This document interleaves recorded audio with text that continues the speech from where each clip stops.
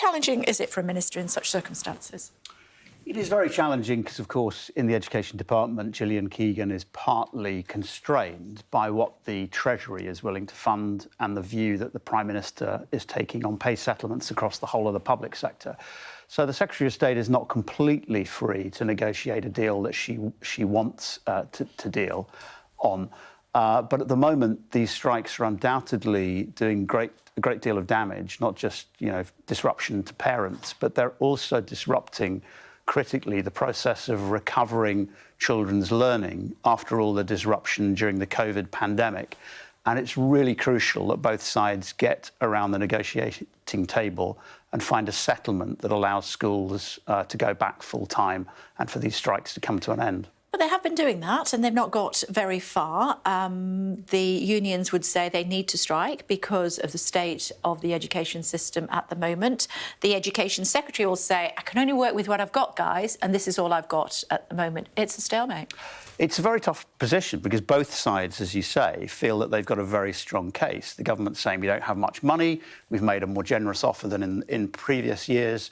The unions are rightly pointing out that their pay has shrunk in relation to inflation over time, that the pay offer is way less than inflation and would mean a real terms pay cut for their members.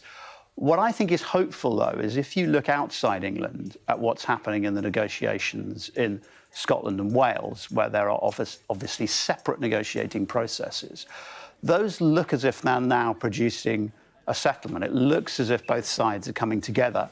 And actually, they're not very far away from the types of settlement that have already been offered in England. And I think that what that suggests is that although on paper it sounds like there's a chasm between the unions and the government in England, there is a deal to be done. And I think both sides need to step back. They need to remove any conditions around talks. They need to get back in the negotiating room. And it may be that we need to see some further concessions from the government that can bring this industrial action to an end. Meantime, impact on kids and their exams? Yeah, we're coming up to the exam season. It's exactly the time that children don't want to see this disruption. I was also talking to the leader of one of the big multi-academy trusts in England that runs lots of schools yesterday. And she was pointing out that not only is this disrupting on the days that the strikes take place, but it's also adding to the wider attendance problem that we've got post-COVID. We know that attendance in school is way lower. And what she said she's seeing is on the days near to strike action, attendance is also much, much lower. If the strikes are on a Thursday, some parents and children are thinking, well, why bother going in on a Friday? So this is actually much more disrupting than even the days that have been lost.